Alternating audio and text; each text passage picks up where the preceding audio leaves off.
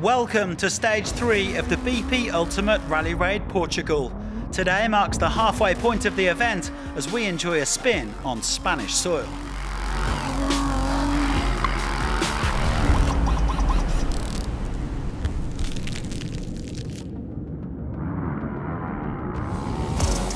Daniel Sanders led out the bikes for the second day running and really had to look after his tyres on this 308km special. KTM have gone with a softer model than their rivals, and the Australian didn't want to take any unnecessary risks on a fast day, especially when he's so close to securing the championship. Second place for him today, and he slips to second overall. Nacho Cornejo was the only hero rider to get through unscathed yesterday as Ross Branch crashed out and Tobias Ebster took an oil bath. The Chilean did have problems of his own today though, battling with a loose saddle and then falling into a ditch. Luckily, Alfredo Pellicer helped him to get out.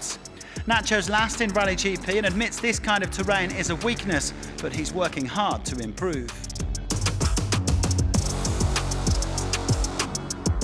It was another decent day for Lorenzo Santolino on the Sherco. The Spaniard only lives a couple of hours away and he felt right at home.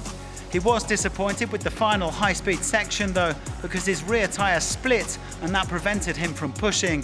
Santolino 6th in class and the 8th fastest biker.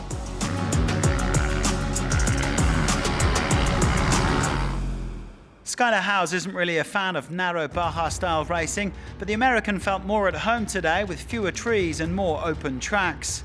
He was 5th on the stage and sits 5th overall in Rally GP. It has been a rough couple of months for the American, who lost his mother to cancer over the summer, but he's confident he can bounce back in the coming weeks and months. I want to, say that I'm tough mentally, and I feel like I am, but, of course, the death of your mother, I think, is not easy no matter who you are, and I'll never be over it, of course, but, just focus on myself, focus on the race, and start riding like I know how. Well, Luciano Benavides was actually leading the stage at kilometre 105, but had to ease off in the second section to look after the tyres. The Argentine ended up 3rd, his best result this week, and he now leads Ricky Brabeck by just 10 seconds in the battle for the final podium spot. The two riders also neck and neck in the W2RC, and Luciano's promised to go all in this weekend. Tosha Sharina was a man on a mission today. That mission was to hunt down Daniel Sanders. He, Sanders and Benavides were separated by just 3 seconds at kilometre 137, but the Honda man put the hammer down in the final section. His reward was the stage victory and the overall lead. Last 100k was all in. I tried to smoke the tire and just think on try to push, and we did it. Tomorrow we'll have the mission to open the stage. Will be not easy. Here for sure is not like desert, but we will see. We are so close, but we will push from the beginning to the end. Sharina living his day on home soil as he finished over 3 minutes clear of Sanders and Benavides, the two teammates separated by a second. Sharina now leads by 1 minute 42 from Sanders. That's the battle for overall victory. And just those 10 measly seconds between Benavides and Brabeck as they grapple for 3rd.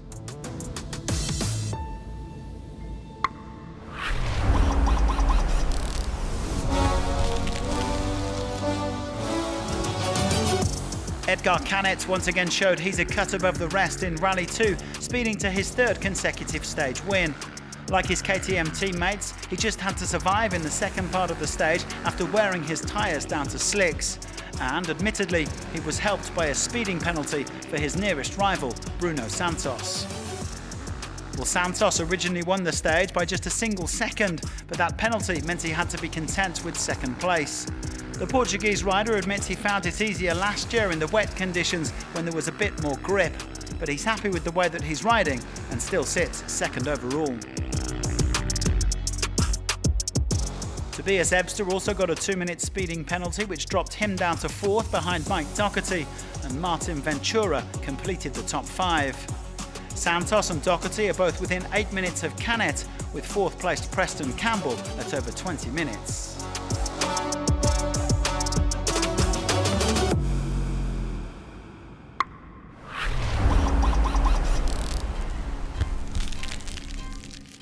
Thomas Zoldos continues his domination of Rally 3.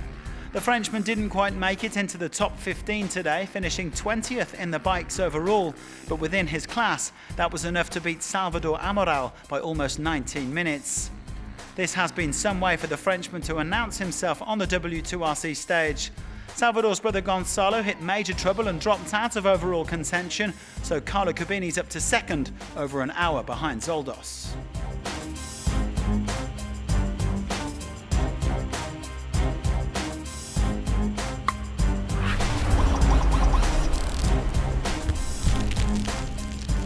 In the quads, Marek Woy finished second for the second day running.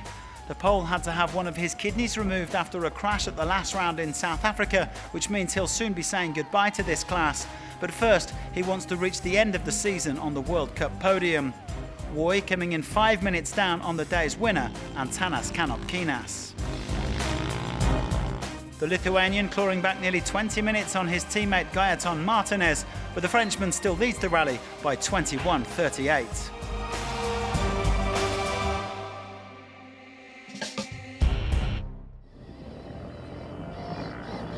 It's a fight against you. Say I can go faster, but if I go faster, I will not find my people to change my battery. Pedro Bianchi Prata has set himself a huge challenge this week, completing the rally on a bike that is 100% electric and powered by sustainable energy. It's a bike very well manufactured because it's a lot of traction and it's a lot of speed. It's high speed in a short of time. You can go really fast. The only problem by now is the batteries, because if you push too much, you don't do a lot of kilometers. It was a huge day. Nobody believed that we could do it. Almost 700 kilometers to arrive here and 430 of special stage. We changed 7 batteries. The dream is to arrive and can do a Dakar, but a full Dakar with all the bikes. For now, I think is not possible. The battery capacity has to be much more, and not having the bike heavy like 200 kilos.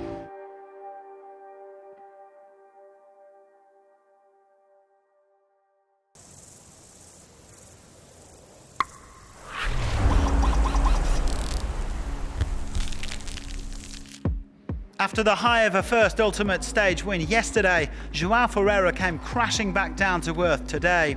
The Portuguese star didn't expect the tracks to be so slippery and came to a standstill at kilometre 162. He ended up losing over an hour and a half. Well, Lionel Beau is driving one of 3 X-Raid Minis at this event, and he was the fastest of them on this third stage.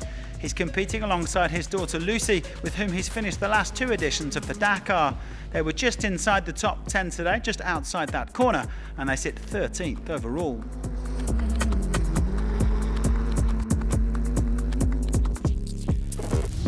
Well, today was an emotional roller coaster for Sébastien Loeb.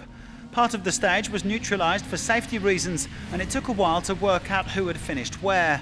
Loeb was originally given the stage victory, then he dropped down to 4th place, before finally being restored to 1st place and taking the day's honours. A great way for the WRC legend to bounce back after all of his problems yesterday.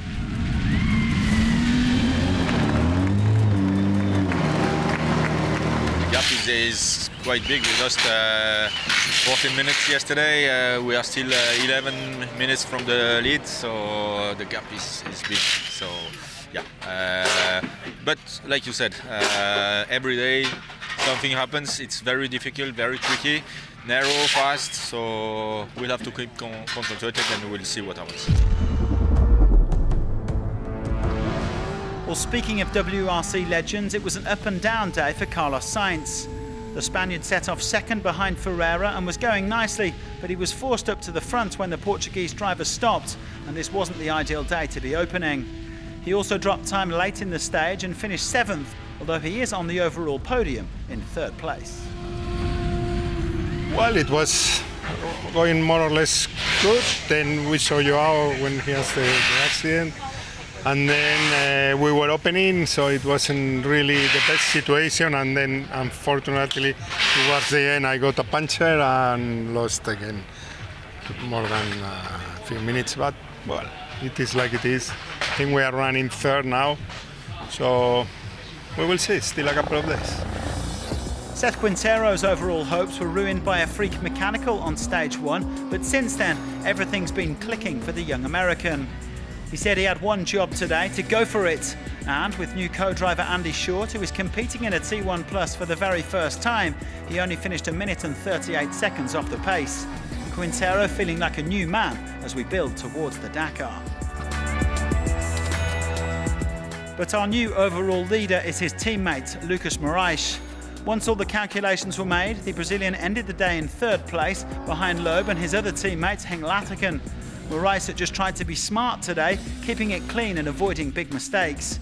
He'll be setting off in a decent position tomorrow, and he'll keep pushing until Lisbon.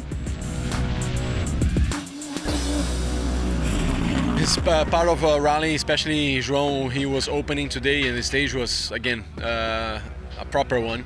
So yeah, part of the game. Now we are leading.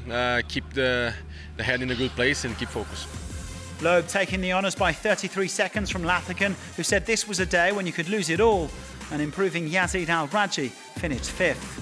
Only 57 seconds separate the teammates Moraes and Lategan overall, with Sainz at 5:36.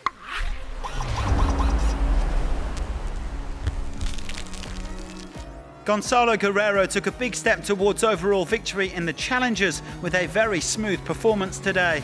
While his main overall rivals, Pau Navarro and Pim Klaassen, lost over an hour each, the Portuguese driver came home comfortably in 3rd and now leads by over 16 minutes. Victory went to Matthias Ekstrom, who was on an absolute tear, the Swede finishing as the 8th fastest FIA car ahead of most of the ultimates. A great way to bounce back after he retired yesterday with a broken prop shaft. That EKS at Can-Am is running very nicely indeed.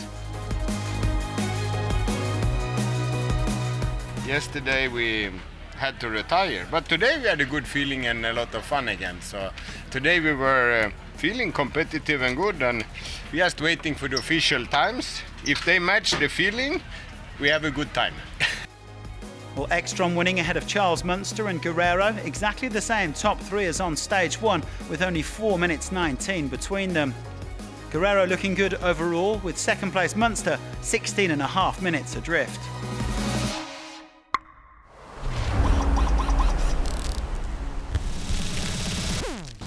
João Diaz roared to back-to-back wins in the SSVs, tightening his grip on 1st place overall. The Santag racing man has pulled away from the rest of the field, even if he only took today's honours by a tiny margin of 6 seconds from Luis Portela. He is delighted to see the Portuguese nationals performing so well at this event. It feels great, driving here at home with people who love us, who are happy to see this Portuguese armada making the headlines. We're leading in several classes, which is fantastic both for me and for all of my compatriots. Diaz edging out Portela with Luis Chidade completing the stage podium. Once again, it was an all-Portuguese top 5. Overall, Diaz has a 14-minute 25 advantage over the W2RC leader, Alexander Pinto.